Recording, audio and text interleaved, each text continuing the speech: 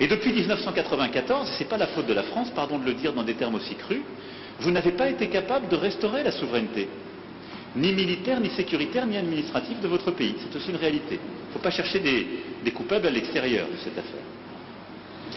Et donc on en est dans cette situation qui a conduit à des drames absolus, à cette deuxième guerre, à des millions de morts, qu'on ne doit pas oublier, à la nécessité aussi, ce qui est une responsabilité qui doit se faire ici, ce n'est pas la France ou d'autres de le faire, de mettre en place une vraie justice, une justice transitionnelle qui est la clé pour que celles et ceux qui parfois ont tué soient jugés.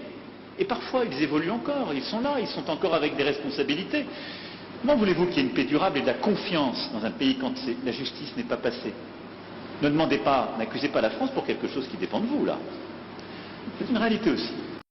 Oui, je voulais réagir par rapport à cette question sur le compromis à l'africaine, enfin ce petit commentaire, pour dire que, voyez-vous madame, c'est justement ça qui doit changer dans nos rapports avec la France en particulier, mais l'Europe en général, l'Occident. Votre façon de voir les choses lorsqu'elles se passent en Afrique. Quand il y a des irrégularités aux élections américaines, on ne parle pas de compromis à l'américaine. Lorsqu'en France, il y a plusieurs années maintenant, lors des années Chirac, il y a eu un scandale sur des électeurs décédés qu'on a fait voter, on ne parlait pas de compromis à la française. Je crois qu'il doit y avoir du respect dans la considération que nous avons les uns envers les autres.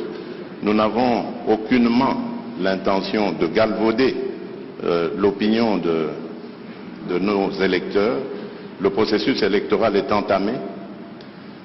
Nous avons tiré suffisamment la sonnette d'alarme pour dire que s'il y a risque de dérapage, ce n'est pas à cause des autorités du pays ni des responsables de la CENI, c'est simplement dû au fait que nous sommes un pays agressé par le Rwanda, l'agression à laquelle d'ailleurs a fait suite un déplacement massif de population, d'électeurs, qui pouvaient être en ce moment en train d'être enrôlés, mais qui malheureusement ne peuvent pas à cause du fait qu'ils sont loin de leur base. Et à cause de cela, nous risquons de prendre du retard dans l'enrôlement. Et s'il y a retard dans l'enrôlement, il y aura retard dans le vote de la loi sur la répartition des sièges, parce que c'est très important, c'est en juin qu'elle doit intervenir, pour que nous puissions ensuite aller sur un processus électoral crédible.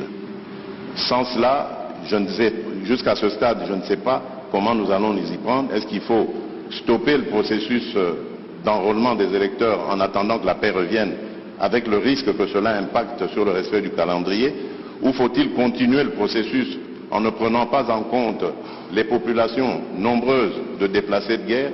C'est ça qui peut poser problème. Et si demain, nous allons aux élections dans des conditions difficiles, vous parlerez de compromis à l'africaine, alors qu'aujourd'hui, ces mêmes Africains sont en train d'attirer votre attention sur cette ignoble et injuste agression due au fait du Rwanda, et demandons même des sanctions.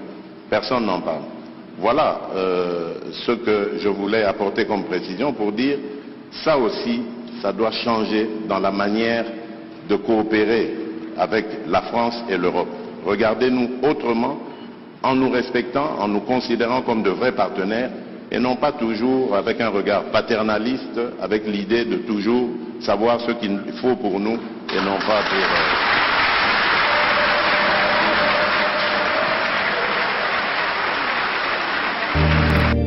Faki, fils d'Abraham.